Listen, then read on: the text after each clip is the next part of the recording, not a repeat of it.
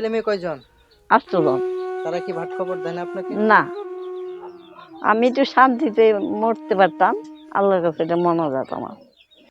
আমার বাপ নাই, মা নাই, ভাই নাই, কেউ নাই আমার। 8 সন্তানের জননী, জীবনের পুরোটা সময় সন্তানদের মানুষ করতেই কেটে গেছে। অথচ সেই সন্তানরাই আজ কেউ পাশে নেই, স্বামীও নেই। জীবনের শেষ প্রান্তে এসে একটি ভাঙাচোরা ঘরে যেন তার একমাত্র ঠিকানা। এভাবেই দিনের পর দিন, বছরের পর বছর মানবতার জীবন কাটাচ্ছেন ঢাকার ধামরাইয়ের বৃদ্ধা আলোরানী সাহা। 8 সন্তানের জননী হয়েও আজ তিনি যেন সম্পূর্ণ একা। আমার আমার এখানে বিষ খেয়ে ফাঁসি দিয়ে মরে যাওয়ার সমস্যা, ওইটা আমার আদর্শ। আল্লাহ আমার দেবে দেয় না, আল্লাহ করে মুসলমানরা হেল্প করতেছে আমার, খুব আদর করে, মুগ্ধম পাড়া সবাই আমার আদর করে। থাকার অসুবিধে, রান্না করে ছিলে বিড়াল কুকুরে খেয়ে ফেলে দেয়। আমি একটু শান্তিতে মরতে পারতাম, আল্লাহর কাছে এটা মনাজাত আমার। আমার বাপ নাই, মা নাই, ভাই নাই, কেউ নাই আমার। বন্ধুরা মরে গেছে, একটা বই আছে, তাও হে আরিছে ইয়ে হয়েছে, তার জন্যই মোর। ছেলে মেয়ে কয়জন? 8 জন। তারা কি ভাট খবর দেয় না আপনাকে? না, বৃষ্টির অসুবিধা হন, ভালোই আছি।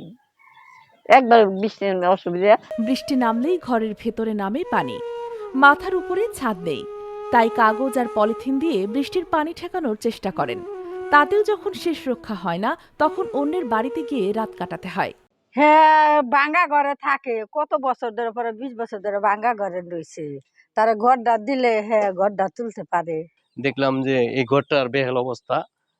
বৃষ্টি আসলে বাহিরে বৃষ্টি পড়ার আগে ভিতরে পড়ে, একদম খারাপ অবস্থা। আপনি যদি একটু কাইন্ডলি ভিতরে যদি দেখতেন, একদম খারাপ অবস্থা।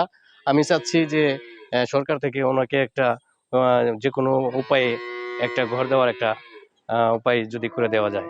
উনি হলো 2-3টা ছেলে, একটা ছেলে ভাড়া চলে গেছে। উনি আজ বহুদিন যাবৎ পরের জায়গায় থাকে। 2টা ছেলে আছে, তারা ভাতও দেয় না, ঘর মর ভাঙা, পানি পরে অনবরত, সব কিছু কিচ্ছু পোলা মানে দেয় না। উনির জীবনটা খালি কষ্ট হয়ে গেল। তবে এইটা যদি কোনোভাবে সম্ভব হয়, ওনারা যদি একটু স্যাক্রিফাইস করে একটা ঘর দুয়ার করে দেওয়া যায়, তাহলে ওনার জন্য একটু ভালো হয়। একটি নিরাপদ ঘর, জীবনের শেষ বয়সে এটাই তার একমাত্র চাওয়া। কিন্তু সেই চাওয়াটুকু কি পূরণ হবে, নাকি ভাঙা ঘরে এভাবেই কেটে যাবে তার জীবনের শেষ দিনগুলো? ডেস্ক নিউজ, অগ্রযাত্রা প্রতিদিন।